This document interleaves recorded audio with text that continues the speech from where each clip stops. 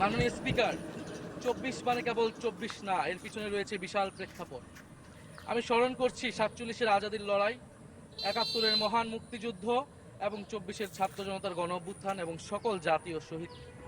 এই সকল ঐতিহাসিক জাতীয় সংগ্রামের ধারাবাহিকতায় আজকের বাংলাদেশ গৌরব নিয়ে দাঁড়িয়ে আছে। স্মরণ করছি পিলখানা হত্যাকাণ্ডের শহীদ, শাপলা হত্যাকাণ্ডের শহীদ, মোদী বিরোধী হত্যাকাণ্ডের শহীদ, ফ্যাসিস্ট আমলে গুম হওয়া ব্যক্তিদের স্মরণ করছি। ১৮ সালের কোটা সংস্কার আন্দোলন ও নিরাপদ সড়ক আন্দোলনে ছাত্র কিশোরদের অকুতোভয় সাহসকে স্মরণ করছি। স্মরণ করছি আমাদের ভাই শরীফ ওসমান হাদী, যিনি তার সাহসিকতার মাধ্যমে বাংলাদেশকে একটি ইনসাফ ভিত্তিক বাংলাদেশ হিসেবে গড়ে তুলতে চেয়েছিলেন। তিনি আর আমাদের সাথে নাই।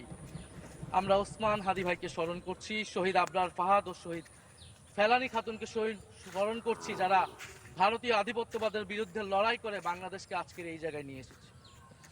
২৪